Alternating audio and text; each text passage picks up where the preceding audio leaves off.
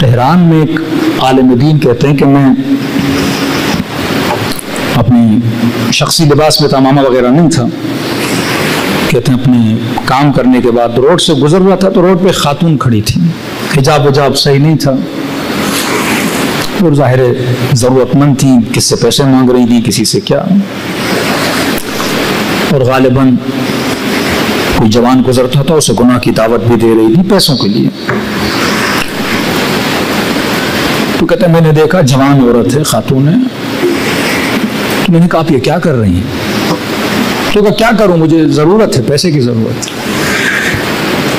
میں بیوہ ہوں، میرے گھر پہ 2 یتیم بچے ہیں، پینے کے لیے دودھ نہیں ہے، مجبور ہوں روڈ پہ آ کے کھڑی ہو جاؤں، غلط بھی کرنا پڑے کروں تاکہ اپنے بچوں کو پیٹ جا کے پالوں۔ یہ اس عالم نے اپنی جیب سے کچھ پیسے نکالے، اس خاتون کے ہاتھ پہ رکھے،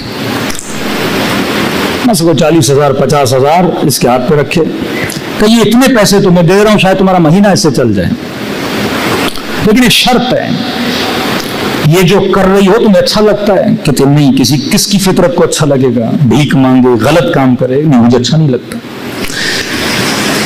کل زندگی میں تم نے اپنی ذات پہ بہت بھروسہ کیا ہوگا کہ آج نکلوں گی، یہ کام کروں گی، اتنے پیسے لے کر گھر آؤں گی، بچوں کا پیٹ پالوں گی، میں تمہیں اتنے پیسے دے رہا ہوں کہ مہینے کا خرچہ تمہارا چل جائے گا، لیکن ایک شرط ہے، امام حسین پہ بھروسہ کر، اب عبداللہ حسین پہ، اور جب تک یہ پیسے تمہارے پاس ہیں مولا حسین سے وعدہ کر کہ کوئی گناہ نہیں کرو گی، اور بول کہ مولا میں وعدہ کر رہی ہوں کہ کوئی گناہ نہیں کروں گی۔ اگر امام حسین راہ نہ دکھائیں، مسئلہ حل نہ کریں، اگر تمہارے پیسے ختم ہو جائیں، پھر تیری مرضی جو من میں آئے کر۔ اس نے کہا آسمان کے نیچے کھڑی ہوں، آپ سے وعدہ کرتی ہوں، مجھے حسین کی قسم ہے جب تک یہ پیسے ہیں میں گناہ کا سوچوں گی بھی نہیں۔ ٹھیک ہے، تمہیں چلا گیا۔ ایمان ہونا چاہیے انسان کو۔ یہ عالم کہتے ہیں تقریباً 2-3 سال کے بعد میں کربلا گیا امام حسین کی زیارت کو، ذریعہ امام حسین کی زیارت کی، بین الحرمین سے گزر رہا تھا تو میں نے دیکھا ایک شخص ہے جو دوڑا دوڑا میرے پیچھے آ رہا ہے، ایک جوان ہے، داڑھی باڑھی رکھی ہوئی ہے، قبلہ صاحب، جی جی جی، تو میری بیوی آپ سے کچھ بات کرنا چاہتی ہیں۔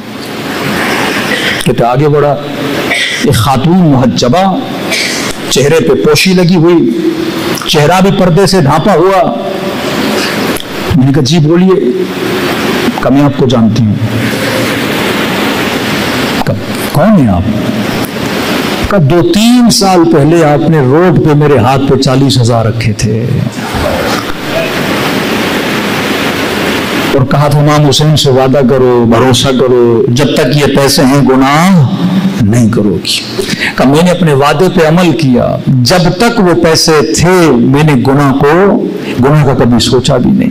کہ جیسے یہ نیت کی کہ 40 دن تو دور ہیں، 1 ہفتے میں خدا نے میرے گھر میں رشتہ بھیجا، اسی جوان کا رشتہ ہے، اور اتنا نیک اور متدین جوان مجھے اپنا زوجہ بنایا۔ کہ اس دن کے بعد میرے دل میں اتنا عشق امام حسین آیا کہ اتنے سالوں کے بعد پھر امام حسین نے مجھے کربلا بلایا، اور کربلا بلایا تو میرا سامنا کس کے ساتھ ہوا؟ آپ کے ساتھ ہوا۔ کہ میں آپ کو بتاؤں کہ حسین نے اپنا وعدہ پورا کیا۔